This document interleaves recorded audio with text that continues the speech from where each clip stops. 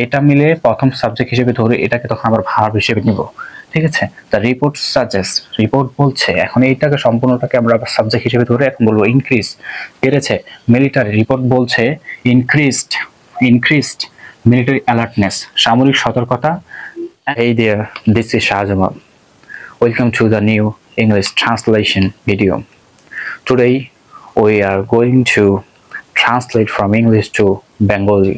You will see how to make a sentence, and you will also know the political vocabularies from this passage.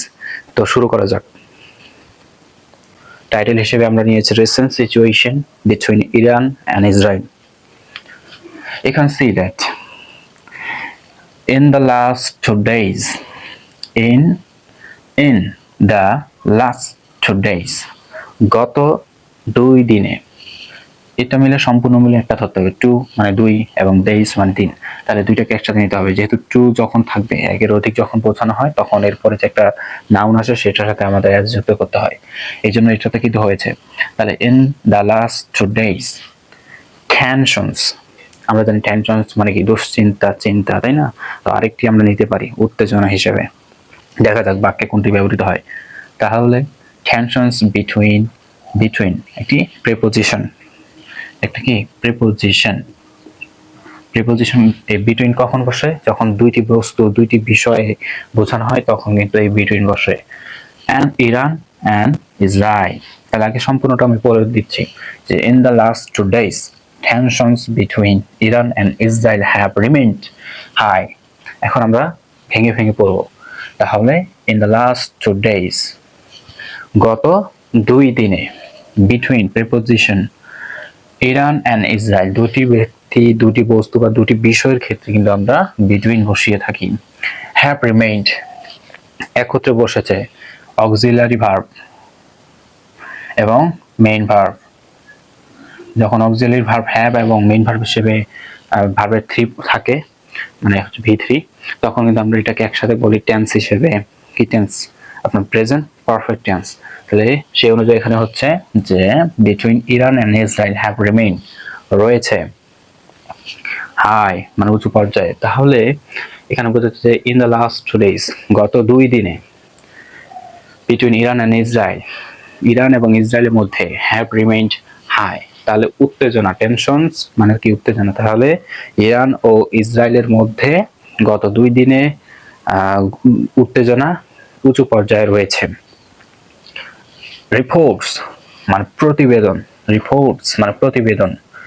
Suggest মানে এখানে বোঝাচ্ছে যে reports বলছে বা report বলে, হ্যাঁ, মনে করছে, যেহেতু একটি প্রতিবেদন আর প্রতিবেদনের মধ্যে তো এটি থাকে, মানে প্রতিবেদনের মাধ্যমে আমরা বুঝতে পারি সেটা কি বোঝাচ্ছে। তো সেই জন্য এখানে কিন্তু আমরা সাজেস্ট, আমরা জানি পরামর্শ, কিন্তু এখানে পরামর্শ না বলে আমরা বলবো যে বলছে। তাহলে রিপোর্ট সাজেস্ট, রিপোর্ট বলছে, ইনক্রিজড মিলিটারি অ্যালার্টনেস, ইনক্রিজড এখানে এটা কেন বসলো আগে আমরা পড়ে আসি।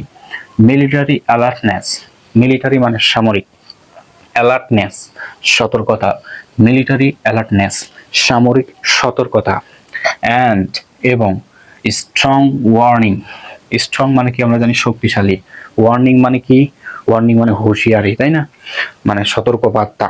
তো আমরা এটা একসাথে এখন বলতে পারি যে স্ট্রং ওয়ার্নিং মানে হচ্ছে কড়া হুঁশিয়ারি, ফ্রম বোথ সাইডস, উভয় পক্ষ থেকে। ইনক্রিজড, এখন দেখি আমরা মানে বৃদ্ধি পেয়েছে, এটা মিলে প্রথম সাবজেক্ট হিসেবে ধরে এটাকে তখন আবার ভার্ব হিসেবে নিব, ঠিক আছে। দ্য রিপোর্ট সাজেস্ট, রিপোর্ট বলছে, এখন এইটাকে সম্পূর্ণটাকে আমরা আবার সাবজেক্ট হিসেবে ধরে এখন বলবো ইনক্রিজ, বেড়েছে। মিলিটারি, রিপোর্ট বলছে ইনক্রিজড মিলিটারি অ্যালার্টনেস, সামরিক সতর্কতা, অ্যান্ড স্ট্রং ওয়ার্নিং মানে কড়া হুঁশিয়ারি, ইনক্রিজড বেড়েছে। তাহলে এর মাধ্যমে বুঝতে পারলাম রিপোর্ট বলছে যে সামরিক সতর্কতা এবং কড়া হুঁশিয়ারি উভয় পক্ষ থেকে বেড়েছে, ইনক্রিজড বেড়েছে। There have been discussions about possible retaliation.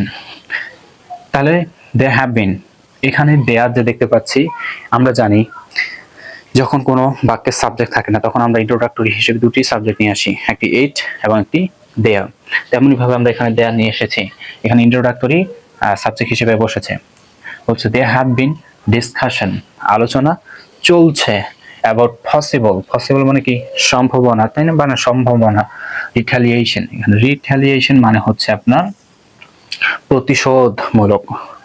তাহলে প্রতিশোধ, আমরা রিটালিয়েশন মানে প্রতিশোধ, তাহলে এখন এটার মাধ্যমে আমরা বুঝতে পারতেছি যে বলতেছি প্রতিশোধমূলক পদক্ষেপের সম্ভাবনা আলোচনা চলছে, অ্যান্ড এবং রাইজিং, রাইজ মানে কি বাড়া, বৃদ্ধি পাওয়া, তাই না, এখানে রাইজ দেখতে পাচ্ছি, এখানে আইএনজি যুক্ত হয়েছে, তাহলে এখানে একসাথে যুক্ত হবে, কারণ এখানে এটা একটা কি প্রেজেন্ট পারফেক্ট কন্টিনিউয়াস টেন্স, তাই না, তো সেই অনুযায়ী এখানে কিন্তু আইএনজি দ্বারা আবার আরেকটি বাক্য গঠিত হলো, তো এন্ড দিয়ে এই বাক্যটা একসাথে যুক্ত হয়ে গিয়েছে।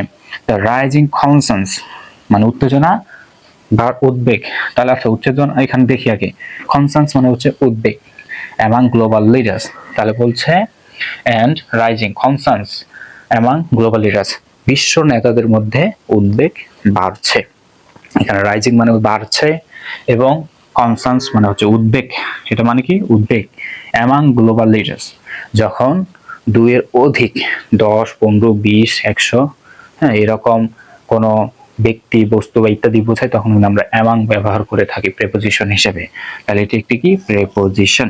তাহলে rising concerns among global leaders, তাহলে বিশ্ব নেতারা, গ্লোবাল, গ্লোবাল মানে কি বৈশ্বিক, লিডার্স মানে হচ্ছে নেতা, তাহলে আমরা একসাথে যদি বলি তাহলে বলবো বিশ্ব নেতাদের মধ্যে উদ্বেগ বাড়ছে।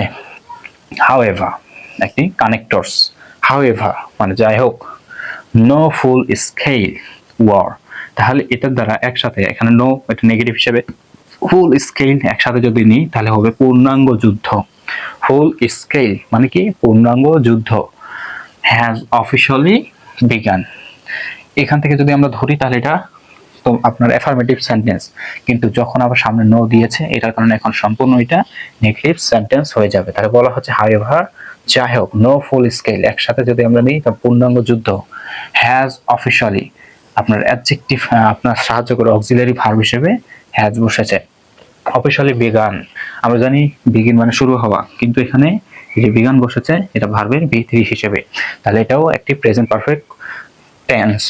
তো বলা হচ্ছে যে এখনো পূর্ণাঙ্গ যুদ্ধ, অফিশিয়াল মানে কি, অফিশিয়ালি মানে হচ্ছে, অফিশিয়ালি মানে হচ্ছে আনুষ্ঠানিকভাবে, তাহলে বলা হলো যে আনুষ্ঠানিকভাবে এখনো পূর্ণাঙ্গ যুদ্ধ শুরু হয়নি। ইন্টারন্যাশনাল কমিউনিটিস, আমরা জানি ইন্টারন্যাশনাল মানে আন্তর্জাতিক, কমিউনিটিস মানে সম্প্রদায়, তাহলে এখানে কিন্তু আমরা একটু শুদ্ধভাবে বলতে পারি মানে ভালোভাবে যে ইন্টারন্যাশনাল কমিউনিটিস মানে হচ্ছে আন্তর্জাতিক মহল, যদি আমরা আন্তর্জাতিকভাবে আন্তর্জাতিক রাজনীতির মাধ্যমে কথাগুলো বলে থাকি, তাহলে বলা হলো ইন্টারন্যাশনাল কমিউনিটিস আন্তর্জাতিক মহল, আর ক্লোজলি মনিটরিং আপনার প্রেজেন্ট কন্টিনিউয়াস টেন্স, এটা মিলে একসাথে নিব, ক্লোজলি মানে কি নিবিড়ভাবে, খুব কাছ থেকে, ক্লোজলি মানে খুব কাছ থেকে নিবিড়ভাবে, আর এবং মনিটরিং মিলে, আর এখানে অক্সিলারি হিসেবে বসেছে, আর মনিটরিং মানে, মনিটর মানে কি পর্যবেক্ষণ করা, দেখা, তো এটা একসাথে এখানে আর অক্সিলারি হিসেবে চয়েস এখানে যুক্ত করে দিয়েছে, এই জন্য হচ্ছে মনিটরিং মানে আর কি হচ্ছে ক্লোজলি মনিটরিং, তাহলে আন্তর্জাতিক মহল তারা নিবিড়ভাবে, সূক্ষ্মভাবে এটি পর্যবেক্ষণ করছে, কি পর্যবেক্ষণ করছে, দ্য সিচুয়েশন, তাহলে আন্তর্জাতিক মহল খুব নিবিড়ভাবে, সূক্ষ্মভাবে অথবা খুব কাছ থেকে এই অবস্থা, পরিস্থিতি, সিচুয়েশনের পরিস্থিতি, পরিস্থিতি পর্যবেক্ষণ করছে। ম্যানি কান্ট্রিজ, কান্ট্রি একটি কাউন্টেবল নাউন, সেই জন্য এখানে আমরা ম্যানি হিসেবে ম্যানি নিয়েছি, যদি এখানে আনকাউন্টেবল নাউন হতো তাহলে কিন্তু আমরা মাছ নিতাম, তা ম্যানি কান্ট্রিজ, যখন আমরা ম্যানি ব্যবহার করব তারপরে যে একটা নাউন আসবে সেই নাউনের সাথে অবশ্যই ওই নাউনটাকে প্লুরাল করার জন্য আইএস, আইএস অথবা আইএস যুক্ত করতে হবে, আশা করি আপনারা বুঝতে পেরেছেন। আইএস বলতে ওখানে বোঝানো হচ্ছে যদি একটি নাউনের শেষে ওয়াই থাকে তাহলে সেটাকে আইএস, অথবা যদি আপনার ওটা না থাকে তাহলে আমরা ইএস অথবা এস, আপনার কনসোনেন্ট ভাওয়েলের উপর ভিত্তি করে এটা আমরা বসাই। তাহলে এর মাধ্যমে বুঝতে পারলাম যে বলা হচ্ছে যে many countries are urging same আবার প্রেজেন্ট কন্টিনিউয়াস টেন্স চলে এসেছে। আর এখানে চয় ছ ছ এগুলোর সাথে আর্জ মানে হচ্ছে আহ্বান জানানো। আহ্বান জানানোর সাথে যদি এখন চয় ছ যুক্ত হয় তাহলে আমরা বলবো যে আহ্বান জানাচ্ছে। কারা জানাচ্ছে? ম্যানি কান্ট্রিজ, অনেক দেশ আহ্বান জানাচ্ছে বোথ সাইডস, উভয় পক্ষকে। বোথ মানে হচ্ছে উভয়, সাইডস মানে এখানে পক্ষকে বলা হবে, মানে দুই দেশকে বোঝাচ্ছে যে উভয় পক্ষকে আহ্বান জানাচ্ছে টু অ্যাভয়েড, এড়িয়ে চলতে।